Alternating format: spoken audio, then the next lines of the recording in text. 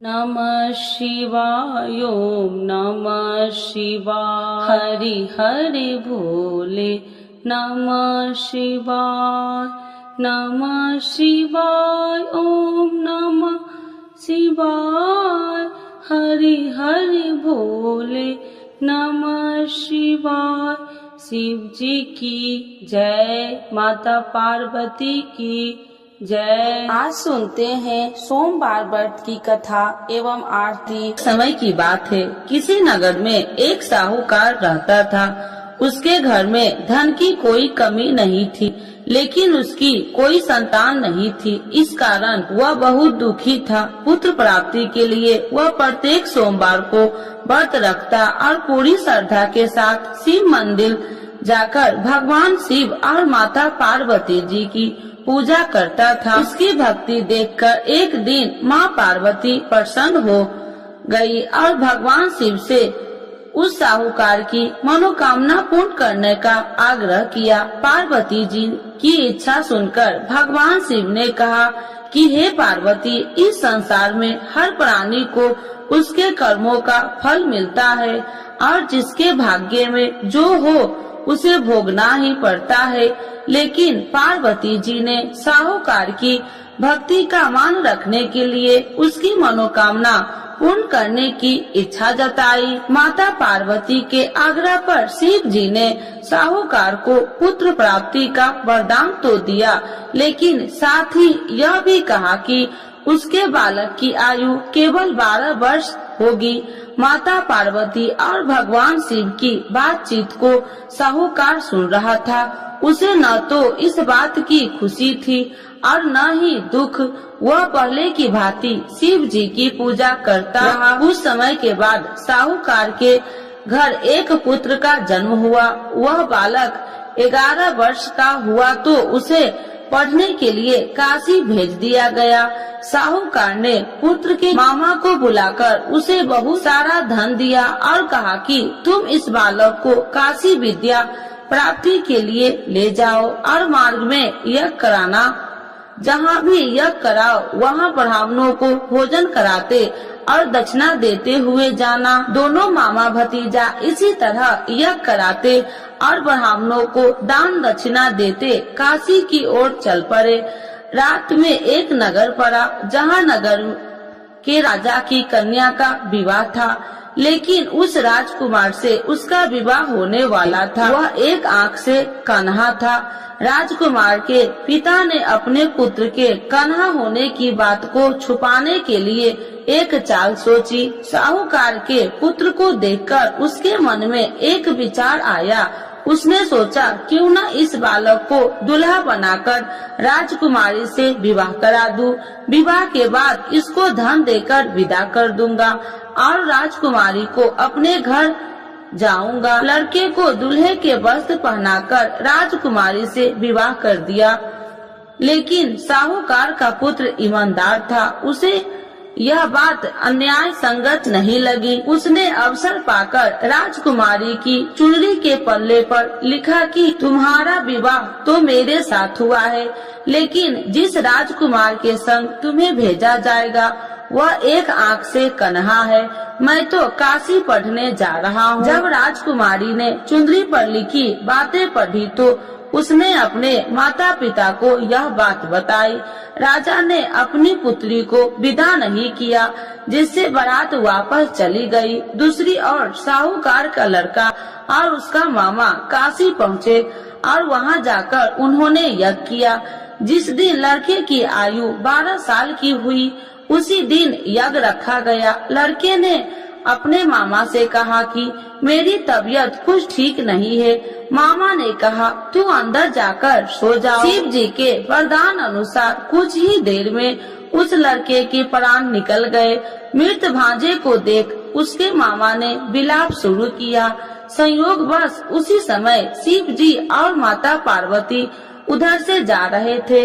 पार्वती भगवान से कहा स्वामी, मुझे इसके रोने के स्वर सहन नहीं हो रहा। आप इस व्यक्ति के कष्ट को अवश्य दूर करें। जब शिव जी मृत बालक के समीप गए तो वह बोले कि यह उसी साहूकार का पुत्र है जिसे मैंने 12 वर्ष की आयु का वरदान दिया था। अब इसकी आयु पूरी हो चुकी है। लेकिन मातृ भाव से विभोर माता पार्वती ने कहा कि हे महादेव, आप इस बालक को और आयु देने की कृपा करें, अन्यथा इसके वियोग से इसके माता पिता भी तड़प तड़प कर मर जाएंगे। माता पार्वती के आग्रह पर भगवान शिव ने उस लड़के को जीवित होने का वरदान दिया। शिव जी की कृपा से वह लड़का जीवित हो गया। शिक्षा समाप्त करके लड़का मामा के साथ अपने नगर की ओर चल दिया। दोनों चलते हुए उसी नगर में पहुंचा जहां उसका विवाह हुआ था। उस नगर में भी उन्होंने यज्ञ का आयोजन किया। उस लड़के के ससुर ने उसे पहचान लिया और महल में ले जाकर उसकी खातिरदारी की और अपनी पुत्री को विदा किया। इधर साहूकार और उसकी पत्नी भूखे प्यासे रहकर बेटे की प्रतीक्षा कर रहे थे। उन्होंने प्रण कर रखा था कि यदि उन्हें अपने बेटे की मृत्यु का समाचार मिला तो वह भी प्राण त्याग देंगे, परंतु अपने बेटे की जीवित होने का समाचार पाकर वह बेहद प्रसन्न हुई। उसी रात भगवान शिव ने व्यापारी के स्वप्न में आकर कहा, हे श्रेष्ठ, मैंने तेरे सोमवार के व्रत करने और व्रत कथा सुनने से प्रसन्न होकर तेरे पुत्र की लंबी आयु प्रदान की है। इसी प्रकार जो कोई सोमवार व्रत करता है या कथा सुनता है और पढ़ता है, उसके सभी दुख दूर होते हैं और समस्त मनोकामनाएं पूर्ण होते हैं। तो एक बार बोलिए प्रेम से शिव जी की जय, माता पार्वती की जय। आरती शिव जी की। ओम जय शिव ओमकारा, स्वामी जय शिव ओमकारा, ब्रह्मा विष्णु सदा शिव अर्धांगी धारा। ओम जय शिव ओमकारा, एकानन चतुरानन पंचानन राजे, स्वामी पंचानन राजे, हंसासन गरुड़ासन विश्वाहन साजे। ओम जय शिव ओमकारा, दो भुज चार चतुर भुज, 10 भुज अति सोहे, स्वामी 10 भुज अति सोहे, त्रिगुण रूपिणी रखिते, तिरुबनि जन मोहे। ओम जय शिव ओमकारा, अच्छी माला बनि माला, मुंडी माला धारी, स्वामी मुंडी माला धारी, त्रिपुरारी कंसारी, करी माला धारी। ओम जय शिव ओमकारा, श्वेतांबर पीतांबर बाघांबर अंगे, स्वामी बाघांबर अंगे, सनिकादिक गरुणादिक भूतादिक संगे। ओम जय शिव ओमकारा, करके मध्य कमंडल चक्र त्रिशूलधारी, स्वामी चक्र त्रिशूलधारी, सुखकारी दुखिहारी, जग पालनकारी। ओम जय शिव ओमकारा, ब्रह्मा विष्णु सदा शिव जानति अविवेका, स्वामी जानति अविवेका, मधु कैटभ दो मारे, सुर भयहीन करे।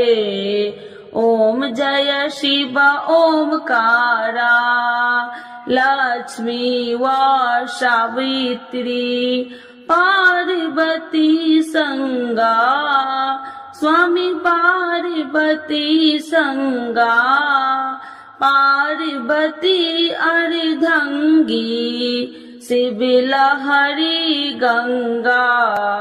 ओम जय शिव ओमकारा, पार्वती सोहे पार्वती शंकर कैलासा, स्वामी शंकर कैलासा।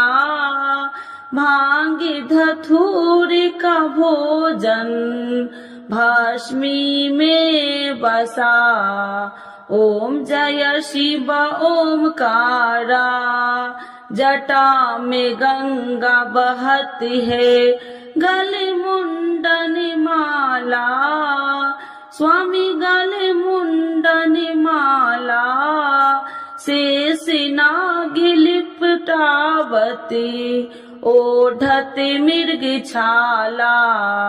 ओम जय शिव ओमकारा, काशी में विराजे विश्वनाथ नंदी ब्रह्मचारी, स्वामी नंदी ब्रह्मचारी। नित्य उठी दर्शन पावती, महिमा अति भारी।